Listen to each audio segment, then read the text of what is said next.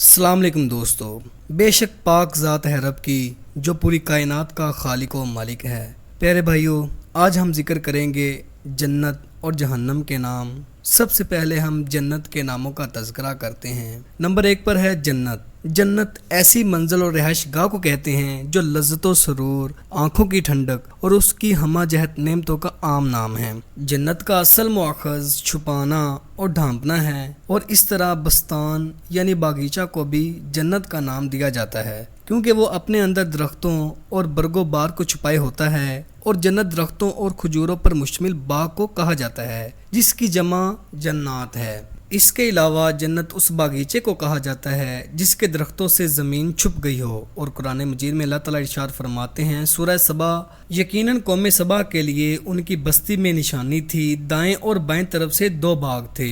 اور اس کے علاوہ اللہ عز و جل فرماتے ہیں یقیناً متقیوں کے لیے کامیابی ہے، باغات ہیں اور انگور ہیں۔ اللہ سبحانہ و تعالیٰ نے قرآن کریم میں جنت کا لفظ 66 بار اور جنات کا لفظ 69 مرتبہ ذکر فرمایا ہے۔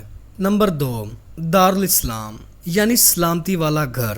اللہ عز و جل قرآن کریم میں ارشاد فرماتے ہیں سورہ انعام، ان کے لیے ان کے رب کے پاس سلامتی کی منزل ہے۔ اور سورہ یونس میں اللہ تعالیٰ فرماتے ہیں اور اللہ تعالیٰ سلامتی کے گھر کی طرف بلاتا ہے۔ نمبر 3 پر ہے دارالخلد، ہمیشگی کا گھر۔ اس کی وجہ تسمیہ یہ ہے کہ جنتیوں کو جنت سے کبھی کوچ نہ کرنا ہوگا، اور اللہ تعالیٰ سورہ خود میں ارشاد فرماتے ہیں یہ بے انتہائی بخشش ہے یعنی نہ ختم ہونے والی عطا۔ جنت ہمیشگی کا گھر ہے، کبھی نہ ختم ہونے والا۔ نیز ارشاد باری تعالیٰ ہے اس جنت میں سلامتی کے ساتھ داخل ہو جاؤ، یہ ہمیشہ رہنے کا دن ہے۔ نمبر 4، دارالمقامہ یعنی دائمی اقامت کی منزل۔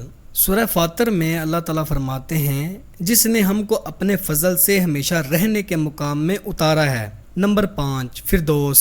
سورہ مومنون میں اللہ تعالیٰ ارشاد فرماتے ہیں یہی لوگ وارث ہونے والے ہیں جو فردوس کے وارث ہوں گے جس میں وہ ہمیشہ ہمیش رہیں گے۔